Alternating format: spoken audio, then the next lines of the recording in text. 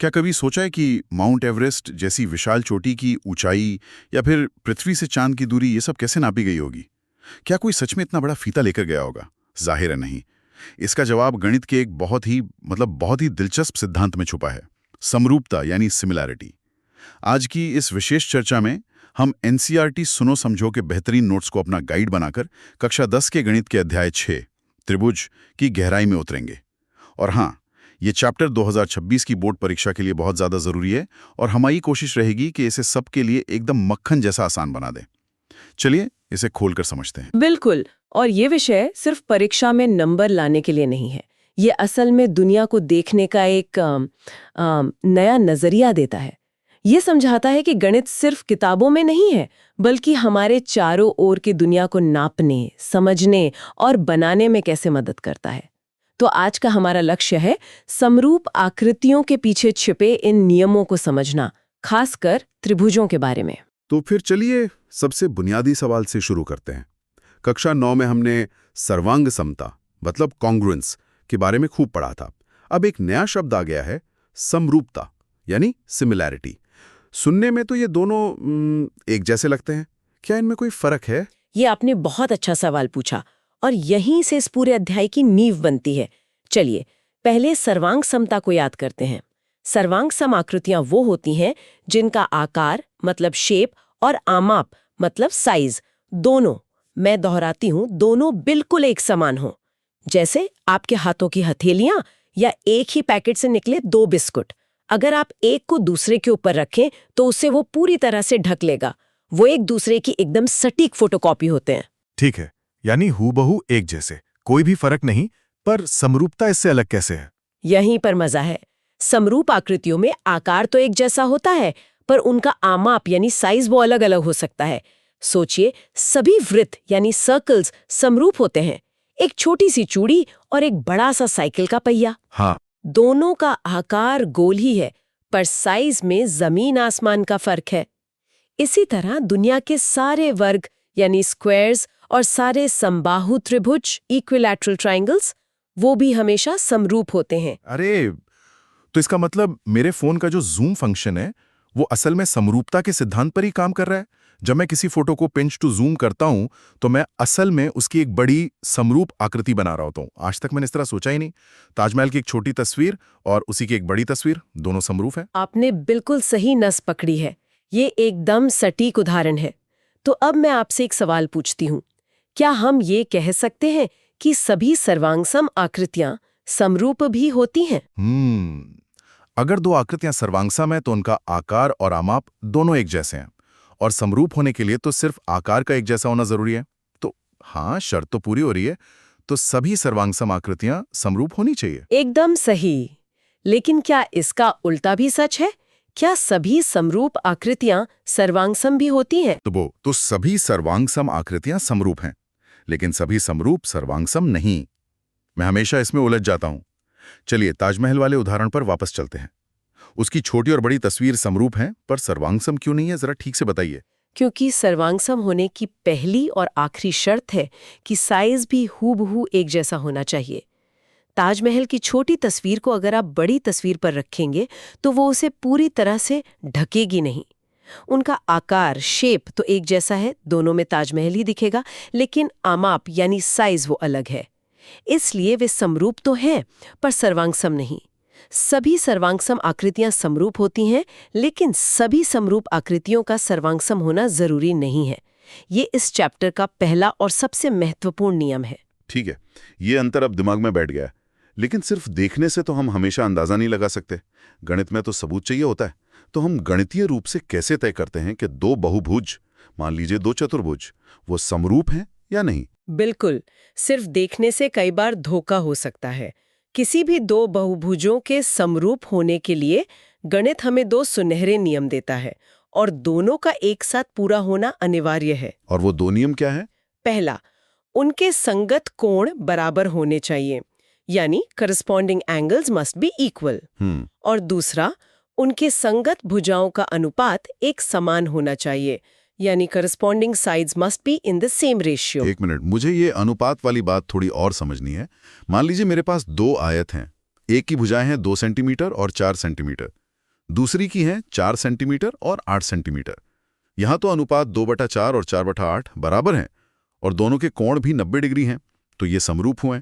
लेकिन अगर दूसरी की भुजाएं 4 और 9 सेंटीमीटर हों तो सिर्फ एक भुजा का अनुपात बिगड़ने से ही पूरी समरूपता खत्म हो जाएगी। ऐसा क्यों? बिल्कुल खत्म हो जाएगी। समरूपता का मतलब है कि आकृति को हर दिशा में एक बराबर तरीके से बड़ा या छोटा किया गया है। अगर आपने एक भुजा को दोगुना किया है तो आपको हर संगत भुजा को दोगुना ही करना होगा।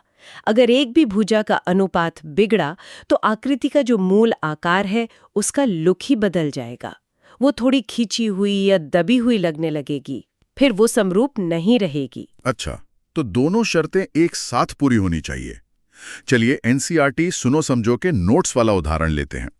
एक वर्ग स्क्वायर और एक आयत रेक्टेंगल, इनके तो सारे कोण 90 डिग्री के होते हैं, तो संगत कोण तो बराबर हो गए। पहली शर्त पूरी हो गई। तो क्या वे समरूप हैं? सोचकर देखिए, पहली शर्त कोण बराबर वो तो पूरी हो गई, लेकिन क्या दूसरी शर्त भुजाओं का अनुपात वो पूरी हो रही है? वर्ग की तो चारों भुजाएं बराबर होती हैं, मान लीजिए 4 सेंटीमीटर की, और आयत की भुजाएं हैं 4 और 6 सेंटीमीटर। अब अनुपात देखिए, 4/4 और 4/6, क्या ये बराबर है? नहीं, एक 1 है और दूसरा 2/3, बराबर नहीं है। अच्छा, अब समझ आया, एक शर्त पूरी होने से कुछ नहीं होता। बिल्कुल। इसी तरह एक वर्ग और एक समचतुर्भुज रोम्बस को देखिए। मान लीजिए दोनों की भुजाओं की लंबाई 5 सेंटीमीटर है, तो भुजाओं का अनुपात तो 1 हो गया, यानी दूसरी शर्त पूरी हो गई। लेकिन क्या उनके कोण बराबर होते हैं? नहीं, वर्ग के तो सारे 90 डिग्री के होते हैं पर समचतुर्भुज के नहीं होते। सही। तो यहाँ पहली शर्त पूरी नहीं हुई, इसलिए वे भी समरूप नहीं है। याद रखिए, दोनों शर्तों का एक साथ पूरा होना जरूरी है। दोनों शर्तों का एक साथ पूरा होना जरूरी है, ये बात तो समझ आ गई। लेकिन चतुर्भुज या पंचभुज में इतनी सारी भुजाएं और कोण जांचने पड़ेंगे, ये तो बहुत मुश्किल काम है। क्या त्रिभुजों के मामले में ये कुछ आसान हो जाता है? शायद उनकी 3 भुजाएं होने से कोई फायदा मिलता हो। आपने बिल्कुल सही नस पकड़ी है। त्रिभुजों की यही खासियत उन्हें मजबूत और अध्ययन करने में आसान बनाती है। और यहीं से इस कहानी में एंट्री होती है एक महान यूनानी गणितज्ञ थेल्स की। उन्होंने त्रिभुजों के लिए एक ऐसा कमाल का सुराग खोजा जो आज भी हमारे बहुत काम आता है। थेल्स प्रमेय यानी थेल्स थ्योरम, सुना तो बहुत है इसके बारे में, ये है क्या असल में? इसे आधारभूत समानुपातिकता प्रमेय यानी बेसिक प्रोपोर्शनैलिटी थ्योरम बीपीटीबी कहते हैं। प्रमेय 6.1 ये कहता है कि यदि किसी त्रिभुज की एक भुजा के समानांतर अन्य दो भुजाओं को काटती हुई एक रेखा खींची जाए तो वह रेखा उन दोनों भुजाओं को एक ही अनुपात में विभाजित करती है। इसे थोड़ा और सरल करते हैं। मान लीजिए एक त्रिभुज एबीसी है, नीचे वाली भुजा है बीसी। अब अगर हम BC के समानांतर मतलब पैरेलल एक लाइन DE खींचें जो AB और AC को D और E पर काट रही है, तो थेल्स कहते हैं कि वो DE लाइन AB और AC को एक ही अनुपात में काटेगी। मतलब AD और DB का जो अनुपात होगा, ठीक वही अनुपात AE और EC का भी होगा। यानी AD/DB बराबर होगा AE/EC के। दूसरे शब्दों में एक समांतर रेखा भुजाओं की फेयर कटिंग करती है, कोई भेदभाव नहीं। ये एक जादुई परिणाम है। वाह, ये तो बहुत उपयोगी है। और क्या इसका उल्टा भी सच है? मतलब अगर हमें ये नहीं पता कि रेखा समांतर है या नहीं, लेकिन हमें ये पता चल जाए कि वो दो भुजाओं को एक ही अनुपात में बांट रही है, तो क्या हम कह सकते हैं कि वो तीसरी भुजा के समांतर होगी? हाँ, और ये है प्रमेय 6.2 जो थेल्स प्रमेय का विलोम यानी कॉन्वर्स है। ये कहता है कि यदि कोई रेखा एक त्रिभुज की दो भुजाओं को एक ही अनुपात में विभाजित करती है तो वो रेखा तीसरी भुजा के समांतर होती है। ये दोनों प्रमेय सवाल हल करने में बहुत काम आते हैं और 2026 की बोर्ड परीक्षा के लिए ये बहुत महत्वपूर्ण है। ठीक है, तो अब हम जानते हैं कि दो त्रिभुजों को समरूप साबित करने के लिए हमें उनके तीनों संगत कोणों को बराबर दिखाना होगा और तीनों संगत भुजाओं को समानुपाती। मतलब कुल 6 चीजें जांचनी पड़ेंगी। ये तो बहुत लंबा काम है, खासकर परीक्षा के समय। क्या कोई स्मार्टकट नहीं है, कोई क्या कहते हैं चीट कोड? बिल्कुल है। और गणित की खूबसूरती इसी में है। इन स्मार्ट कट्स को ही हम समरूपता की कसौटियां यानी क्राइटेरिया फॉर सिमिलैरिटी कहते हैं। हमें 6 की 6 चीजें जांचने की जरूरत नहीं है। एनसीईआरटी सुनो समझो के नोट्स में बताई गई 3 कसौटियां हमारा काम बहुत आसान कर देती हैं। तो पहली कसौटी क्या है? पहली और सबसे ज्यादा इस्तेमाल होने वाली कसौटी है AAA यानी कोण कोण कोण समरूपता। लेकिन मजे की बात यह है कि हमें तीनों कोण जांचने की भी जरूरत नहीं है। सोचिए, अगर किसी एक त्रिभुज के 2 कोण दूसरे त्रिभुज के 2 संगत कोणों के बराबर है, तो तीसरा कोण तो अपने आप बराबर हो जाएगा ना, है ना? अरे हाँ, क्योंकि त्रिभुज के तीनों कोणों का योग तो 180 डिग्री होता है। ये तो कॉमन सेंस है। इसीलिए इस कसौटी को असल में AA यानी कोण कोण कसौटी कहते हैं। बस 2 संगत कोण बराबर साबित कर दीजिए और आपका काम हो गया। दोनों त्रिभुज समरूप माने जाएंगे। अच्छा, तो कोणों का मामला तो आसान हो गया, सिर्फ 2 कोण देखो। लेकिन क्या इसका उल्टा भी हो सकता है? मतलब अगर हमें कोणों के बारे में कुछ ना पता हो, लेकिन सिर्फ भुजाओं की लंबाइयां पता हो, तब भी क्या हम कुछ कर सकते हैं? बहुत अच्छा सवाल। और यही हमारी दूसरी कसौटी काम आती है, SSS यानी भुजा भुजा भुजा समरूपता। ये कहती है कि अगर आपको कोणों के बारे में कुछ नहीं पता, लेकिन आपने ये साबित कर दिया कि एक त्रिभुज की तीनों भुजाएं दूसरे त्रिभुज की तीनों संगत भुजाओं के समानुपाती हैं, मतलब उनका अनुपात बराबर है, तो त्रिभुज समरूप होंगे, उनके संगत कोण अपने आप बराबर हो जाएंगे। कमाल है। तो एक शॉर्टकट सिर्फ कोणों के लिए AA और एक सिर्फ भुजाओं के लिए SSS। क्या कोई मिक्स एंड मैच वाला ऑप्शन भी है कि 1-2 भुजाएं और 1-2 कोण पता हो? बिल्कुल है। और ये तीसरी कसौटी है SAS भुजा कोण भुजा समरूपता कसौटी। ये कहती है कि यदि एक त्रिभुज का एक कोण दूसरे त्रिभुज के एक संगत कोण के बराबर हो और इन कोणों को बनाने वाली भुजाएं समानुपाती हो, तो भी त्रिभुज समरूप होते हैं। इसमें कोई पेच है क्या?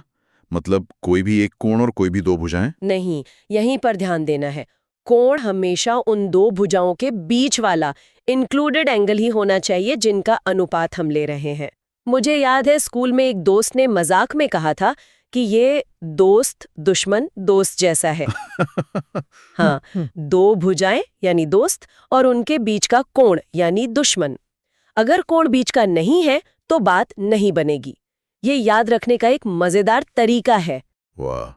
तो ASS और SAS, इन कसौटियों से हम सिर्फ 2 या 3 चीजें जांच कर ही समरूपता साबित कर सकते हैं। ये जरूर याद रखना होगा। ये तीनों कसौटियां NCERT सुनो समझो के नोट्स में बहुत अच्छे से समझाई गई हैं और परीक्षा के लिए बेहद जरूरी हैं। चलिए, थ्योरी बहुत हो गई। इस ज्ञान को एक वास्तविक जीवन की स्थिति में लागू करते हैं।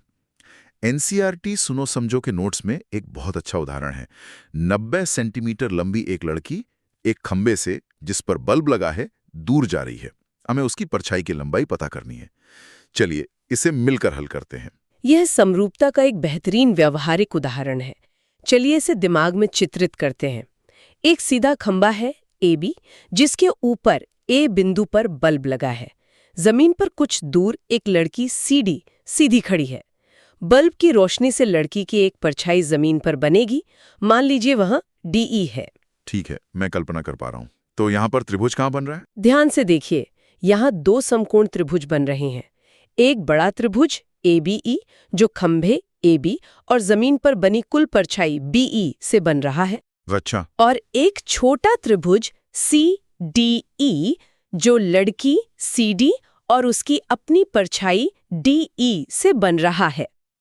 अब हमारा मिशन है इन दोनों त्रिभुजों को समरूप साबित करना। हम कौन सी कसौटी का इस्तेमाल करेंगे? हमारे पास 3 स्मार्ट कट हैं, AA, SSS और SAS। चलिए देखते हैं हमारे पास क्या जानकारी है। क्या हमें भुजाओं की लंबाई पता है? नहीं, हमें तो परछाई की लंबाई निकालनी ही है। तो SSS और SAS मुश्किल लग रहे हैं। कोणों के बारे में क्या कह सकते हैं? खंभा और लड़की दोनों जमीन पर सीधे खड़े हैं, तो कोण B और कोण D दोनों 90 डिग्री के होंगे। एक कोण तो मिल गया। और अरे हाँ, कोण E जो परछाई के सिरे पर बन रहा है, वो तो छोटे वाले त्रिभुज CDE और बड़े वाले त्रिभुज ABE दोनों में आ रहा है। तो ये उभयनिष्ठ यानी कॉमन एंगल हो गया। शाबाश! तो हमें दो संगत कोण बराबर मिल गए। कोण B बराबर कोण D, दोनों 90 डिग्री, और कोण E बराबर कोण E, उभयनिष्ठ। तो कौन सी कसौटी लगेगी? ए समरूपता कसौटी। हमें तीसरा कोण जांचने की जरूरत ही नहीं। बिल्कुल। तो ए समरूपता कसौटी से त्रिभुज ABE त्रिभुज CGE के समरूप हो गया है। और जैसा कि हम जानते हैं, जब त्रिभुज समरूप होते हैं तो उनकी संगत भुजाएं समानुपाती होती हैं, यानी BE बटा DE बराबर होगा AB बटा CD के। अब बस दिए गए मान रखने हैं और समीकरण हल करना है। मान रखने पर और हल करने पर लड़की की परछाई की लंबाई 1.6 मीटर आती है। देखा, समरूपता के सिद्धांत का उपयोग करके हमने कितनी आसानी से परछाई की लंबाई निकाल ली, बिना उस जगह पर फीता लेकर जाए। अब मुझे शुरू वाली बात समझ आई। माउंट एवरेस्ट की ऊंचाई या चांद की दूरी, ये सब इसी तरह के अप्रत्यक्ष मापन, इनडायरेक्ट मेजरमेंट से नापा जाता है। ये तो वाकई कमाल है। और यही सिद्धांत बड़े पैमाने पर काम करता है। सोचिए, 19वीं सदी में जब भारत का ग्रेट ट्रिग्नोमेट्रिकल सर्वे हुआ तो सर्वेयर राधानाथ सिक्कवर और उनकी टीम ने यही किया। उन्होंने जमीन पर एक बहुत बड़ा लेकिन नापने योग्य त्रिभुज बनाया, फिर दूर स्थित एवरेस्ट की चोटी को उस त्रिभुज के दो कोनों से देखा, कोण नापे और ए समरूपता का इस्तेमाल करके बिना वहां तक पहुंचे उसकी ऊंचाई का हिसाब लगा लिया। ये गणित का जादू है, जो पहुंच से बाहर है उसे भी नाप लेना। अविश्वसनीय। तो आज हमने NCERT सुनो समझो के साथ त्रिभुजों की समरूपता की दुनिया को सच में समझा।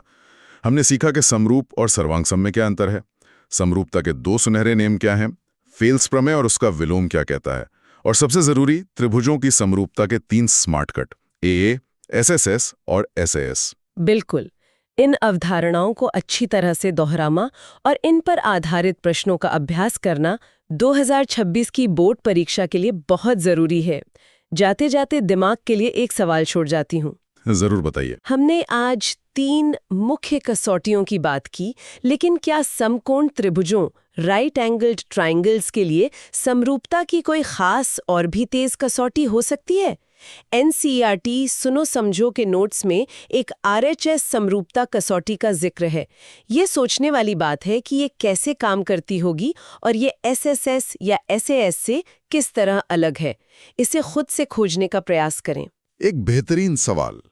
गणित सिर्फ सवालों को हल करना नहीं, बल्कि ऐसे सवालों को खोजना भी है। इसी विचार के साथ आज की चर्चा यहीं समाप्त करते हैं। NCERT सुनो समझो के साथ सीखते रहिए।